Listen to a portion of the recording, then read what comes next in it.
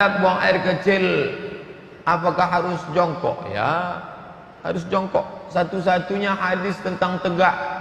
Buka keyword kata kunci subatah, sin ba alif ta ta marbutah. Subatah artinya tempat pembuangan sampah.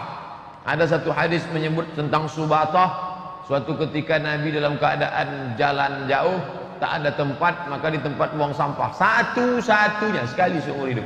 Adapun yang lain tetap jongkok. Maka ini adab menjaga kebersihan, air tak memercik ke atas. Dan penelitian kesehatan terakhir ternyata kalau jongkok tumpah habis. Tapi kalau tak jongkok maka sedikit, maka menggumpal menjadi mengkristal macam-macam penyakit. Ikuti saja sunnah Nabi sallallahu alaihi wasallam. Ustaz-ustaz yang lain sudah menyampaikan di internet tentang masalah buang air kecil jongkok. Kami semua cinta kepada Ustaz karena Allah. Alhamdulillah, pandanglah kami semuanya Ustaz, pandang wajah kami semuanya. Kalau Ustaz nanti masuk ke surga, ini Ustaz Adi Hidayat nih. Tak menemukan kami di surga, ingatkan kepada Allah bahwa kita pernah berkumpul di pengajian. Cari kami. Ini hadisnya dalam kitab Sahih Al-Bukhari, panjang, lebih 1 halaman. Sudah kita kaji dulu di Masjid Darul Iman ketika mengkaji kitab Al-Lu'lu' wal Marjan. Bapak Ibu bagus beli buku judulnya Al-Lu'lu' wal Marjan bima tafaqa alaihi syaikhan. Hadis dalam Sahih Bukhari, hadis dalam Sahih Muslim disatukan jadi Lu'lu' wal Marjan. Isinya lebih kurang 2000 hadis. Dulu kita kaji setiap habis sholat subuh waktu saya belum masih tidak masuk pagi. Di situ ada diceritakan ada syafaat Nabi, ada syafaat malaikat, ada syafaat Quran. Iqra'ul Quran, baca Al-Quran. Fa innahu ya'ti yaumil qiyamah. Nanti Quran akan datang pada hari kiamat syafi'an li ashabi, berikan syafaat kepada orang yang bacanya. Ada syafaat orang beriman. Orang beriman itu ketika disuruh masuk surga, salamun alaikum, keselamatan bagi kalian, tibtum, kalian sudah buat baik, fadkhuluha khalidin, masuklah kalian ke dalam surga. Ketika mereka disuruh masuk surga, mereka tengok kanan, mereka tengok kiri. Ya Allah, mana kawan-kawan kami dulu yang sama-sama dengan kami pengajian? Mana dia? Maka kata Allah SWT, cari dia. Ini hadis dasar ucapan. Cari dia.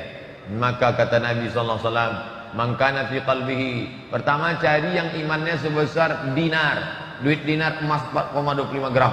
Kalau ada dalam hatinya iman sebesar duit logam, keluarkan dia. Masa dia bisa masuk neraka? Bisa. Diberikan Allah semacam protek sehingga bisa dia masuk ke neraka, memilah-milih penghuni neraka, mencari kawan-kawan. Oh nih, tapi dengan syarat ada imannya. Kalau tak ada iman tak bisa. Iman sebesar duit logam. Ya Allah, ini dia, masukkan. Abdah, masuk engkau ke surga. Ya Allah, ada yang lebih kecil lagi. Berapa? Setengah logam. Cari. Dia cari lagi setengah logam. Masukkan. Habis itu ada lagi Allah apa? Sebesar biji sawi. Man kana fi qalbihi mithqal habatin min khardalin min iman. Siapa yang dalam hatinya ada iman sebesar biji sawi, masukkan dia. Hadis ini tak pernah kita kaji. Dari mulai Akramun Nas pindah ke Al-Falah masuk ke An-Nur, tak pernah kita kaji. Kenapa Ustaz tak kaji hadis ini? Saya khawatir kalau ini dikaji nanti orang tak beribadah. Kamu kenapa tak beribadah? Nanti diselamatkan Ustaz itu insyaallah. Padahal sebenarnya yang menyelamatkan kita ini bukanlah amal-amal kita itu, tapi rahmat Allah Subhanahu wa taala. Kenapa kita datang subuh nih? Supaya rahmat Allah turun. Kenapa kita baca Quran? Supaya rahmat Allah turun. Kenapa kita berbuat baik? Supaya rahmat Allah turun. Rahmat Allah turun kepada hamba yang soleh karena hatinya itu juga berkasih sayang. Suruh cari. Coba tengok. Al-akhillah, orang-orang yang berkawan. Ba'duhum li ba'din adu. Hari ini mereka berkelahi, bermusuhan. Illal muttaqun, kecuali orang yang takwa. Yang takwa tetap saling cari mencari nanti di akhirat. Sekarang orang kalau sudah naik pesawat, asal dia sudah dapat kursi, kita lewat pun tak tengoknya. Asal dapatnya seat dia, duduk dia santai. Orang kalau sudah dapatnya posisi dia tak ingat. Tapi orang beriman tidak. Di surga pun nanti tetap dia ingat. Mana kawan? Dia tak akan mau masuk sebelum bersama dengan kawan-kawan. Bagaimana kata orang yang bekerja di bank riba? Apakah haram? Kalau haram Hartanya harus diapakan Pak Ustaz? Syukron, terima kasih. Syekh Ibnu Utsaimin, Saudi Arabia. Syekh Abdul Aziz Ibnu Baz, Saudi Arabia. Syekh Al-Albani dari Suriah ke Yordania, pernah bekerja di Saudi Arabia mengajar. Sepakat ulama-ulama Saudi Arabia dan syekh-syekh yang lain, riba, haram, resign, langsung out, tak ada tawar-menawar. Tapi kalau dari Mesir, Syekh Yusuf Al-Qaradawi, kata dia kalau darurat, anak mau lahir, sakit keras, tak ada kerja lain, boleh. Darurat, sebulan, 2 bulan, 3 bulan, daripada mati. Boleh. Lalu hartanya diapakan Pak Ustaz? Serahkan ke lembaga masalih ammah. Campakkan ke laut? Jangan. Dibakar? Tidak. Begitu fatwa Syekh Qaradawi. Ini milik umat. Balikkan ke masalih ammah. Bangun MDA, bangun satu lokal. Berapa duitnya? Ada 100 juta.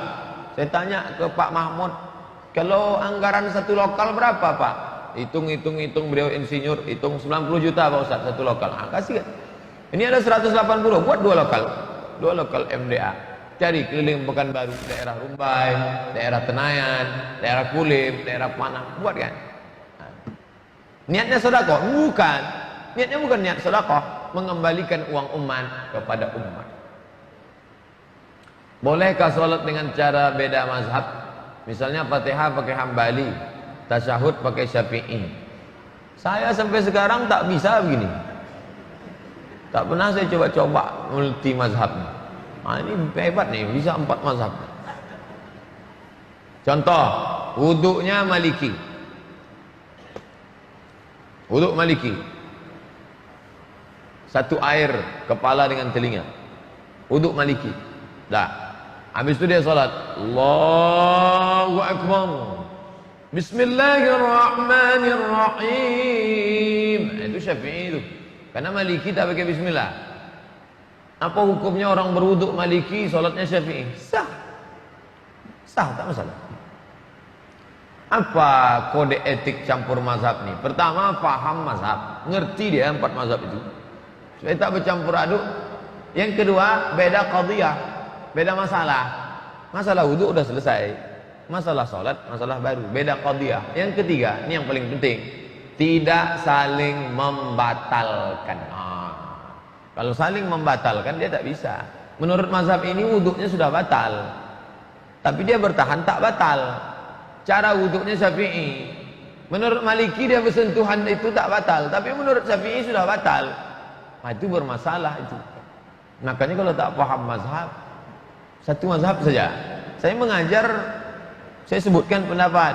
Menurut Hanafi begini, menurut Maliki begini, menurut Syafi'i begini. Tapi yang saya amalkan, tapi saya tak pula mengatakan 100% mazhab Syafi'i. Karena dalam masalah membayar masalah solat Jumat, kalau menurut mazhab Syafi'i yang asli, kalau dalam satu negeri itu banyak solat Jumat, maka tak diketahui mana yang sah. Karena aslinya menurut mazhab Syafi'i, solat Jumat itu satu negeri itu satu masjid. Makanya disebut masjid jami', masjid yang ada solat Jumatnya. Masjid yang lain hanya subuh, zuhur, asar, maghrib. Jumat tak ada. Jumat di sini semua. Itu masjid, sebelah masjid itu tak ada Jumatnya. Mestinya Jumat sini semua. Karena siar Jumat macam solat Id, ramai turun ke jalan. Itu yang menggetarkan musuh-musuh. Kalau solat Jumat macam solat subuh, tak ada getarannya itu. Maka menurut mazhab Syafi'i, kalau dalam negeri itu ada beberapa Jumat, itu setelah solat Jumat, solat zuhur. Maka di Pandeglang, kawan saya di Banten, katanya kami habis solat Jumat itu solat zuhur lagi Pak Ustaz. Itu mazhab apa? Mazhab Syafi'i. Adapun masjid ini ada Jumatnya, masjid itu Hanafi itu. Secara sengaja tak sengaja kita sebenarnya di Pekanbaru ini, khusus dalam masalah Jumat, kita bermazhab Hanafi. Jual beli kalau mazhab Syafi'i pakai akad. Aku beli ini seharga 5.000 tunai, aku jual. Tapi kita tak ada pakai akad. Saya sampai sekarang beli minum belum pernah pakai akad lagi. Nah, ini tentang masalah. Jadi sebenarnya kita tidak pure juga 100% mazhab. Tapi dalam beramal, usahakan lebih selamat dengan mengikut satu mazhab. Wanita haid boleh tak memandikan mayat? Datang murid, datang perempuan bertanya ke Imam Yahya bin Ma'in, ahli hadis. Imam Yahya, ya, ada tak hadis tentang perempuan memandikan jenazah? Tak ada kata Yahya. Tak ada hadis tentang perempuan memandikan jenazah. Tapi kalau kau mau tanya, coba tanya tu ahli fikih Hamad, murid Syafi'i. Datang dia ke Hamad. Hamad, ya, ada tak hadis tentang mandikan jenazah? Perempuan haid mandikan jenazah? Ada, kata Hamad. Loh, tadi kata ahli hadis tak ada. Engkau ahli fikih ada? Ada. Mana dia hadisnya? Nih. Nabi pergi ke samping rumahnya, ini mimbar Nabi, samping itu rumah Nabi. Nabi pergi ke rumah manggil Aisyah, ya Aisyah, ya Humairah, wahai engkau yang putih kemerah-merahan, ya Humairah, nawilinil khumrah, tolong kau ulurkan kain. Tolong ulurkan kain. Nabi sedang iktikaf, dia tak mau keluar, kalau keluar iktikafnya batal. Tolong ulurkan kain. Datang Aisyah bawa kain. Ini dinding, ini Nabi, ini Aisyah. Ulurkanlah kain itu. Aisyah tak mau ulurkan. Ulurkanlah kain itu. Aisyah tak mau ulurkan. Kenapa? Karena dia sedang halangan. Dia tak mau tangannya masuk ke dalam. Karena dia halangan. Kata Nabi SAW, tanganmu tidak haid, Aisyah. Maka kata Hamad, ini dalil bahwa perempuan itu boleh memandikan. Tengok cara pengambilan dalil ahli fikih dengan ahli hadis.